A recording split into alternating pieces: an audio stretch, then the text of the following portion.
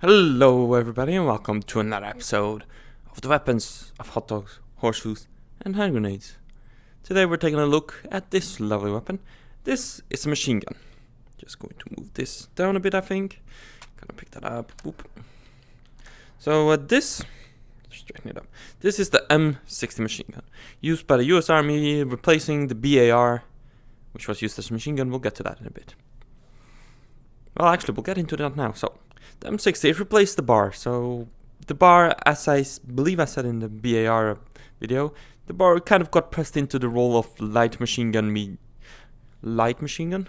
Yeah, light machine gun in the US Army. So, following World War II, the US wanted, eventually, a general purpose machine gun, like the Germans had. The Germans had, of course, the MG34, the first proper general purpose machine gun in the world. And following that, they had the MG42, of course. I have a video on that. I recommend you watch that. But what did the Allied powers have, the US specifically? Well, the BAR, which was an automatic rifle in World War I, was pressed into service as a light machine gun. Not really suited for it, but it's all that the Americans had. Used it as well in the Korean War. They had the 1919 machine gun. That was more medium, heavy-ish machine gun. So that was usually fixed position and not really suited for the role of light machine gun, as well heavy. And they had, of course, the M250 cal machine gun. That's definitely heavy machine gun, definitely not in use for infantry. So they wanted something general purpose to replace the 1919 Browning and the 1918 BAR. So they came up with this thing. I can't remember the exact dates. I know it was used in the Vietnam War. It is a 7.62 NATO machine gun. It came in following the idea of creating a machine gun version of the M14. That didn't happen. This thing happened instead. Belt-fed, chambered in 7.62 NATO, as I said. It took some design cues from some World War World War II, I believe. Well, indirectly World War I designs as well. It took some design cues from the MG42. It has a quick swap barrel, of course not present in the game. There's a permanently fixed bipod to the quick change barrel, which makes things a bit more awkward for changing the barrel. Just like the FG42, it has the operating mechanism of that, I believe, if I remember correctly, which means it draws back to some of the Lewis designs, which had the same operating mechanism as the FG42. It has the same top cover as the MG42, so you have to ensure that you do that correctly. There are some quirks about it. I don't remember the quirks. And yes, so this was, of course, pressed into US service, Vietnam, things like that. It got the nickname the Pig because, as you can see, it is very big and bulky. But it's what ended up being their general purpose machine gun. It had, like the bipod, making quick change barrel difficult was, of course, the drawback, since they had to stand up and fiddle around with that, which could be a problem when you're under fire. And, of course, 7.62 NATO, it doesn't share ammo with during the later stages of the war. The M16, so it needs its own ammo chain. Granted, it's not like it can use M16 mags like the later M249. So that's, of course, not really that convenient. But oh well. It's a belt-fed general purpose machine gun. The US finally got it. It uses disintegrating links. It's not a cloth belt. Fires around 500 to 600 rounds per minute, unlike the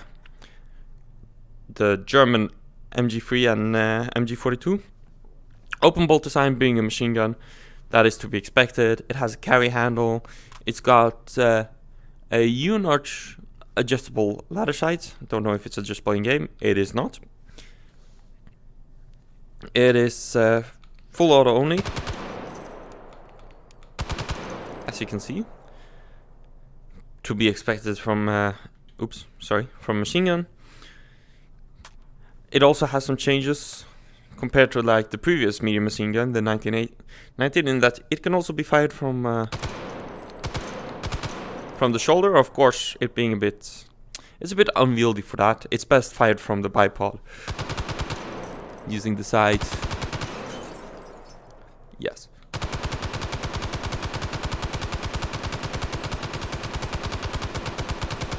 And it has a lot of ammo in the belt. That's the advantage of a belt over a magazine. I am not sure, but I believe you can attach a muzzle device in game. Yes, you can. Oops, let's do that properly so that you guys can hear how that sounds like. Of course, reloading this is a bit of a pain, being a belt fed. So first you have to attach the box. Oops, I have to take out the bullets, pop that in, close the top cover, charge it. And charging is always a requirement, since you have to get the bullets into the feeding mechanism. So you have to charge it. Even if you had a bolt hold open, which I don't know if this thing has, you would simply have to charge it anyway, so that the links get into the feeding system of the links to actually feed. So let's see, make sure it's charged. And there we go.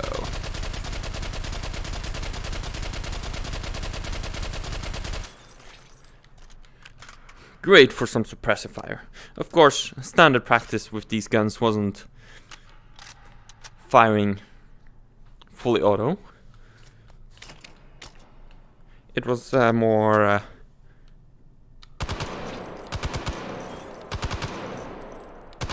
3-round bursts.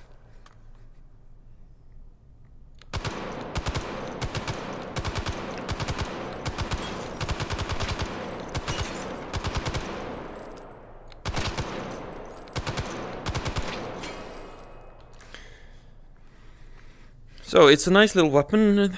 It was used for a long time until the M249 SAW eventually replaced it. It was still in use in until 2005 with the US Marines in 7.62 NATO, of course. The SAW is of course in 249. No, the SAW is the 249, M249.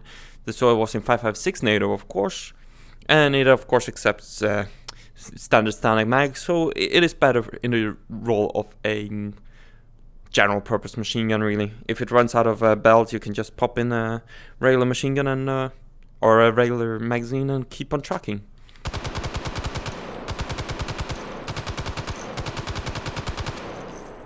Empty.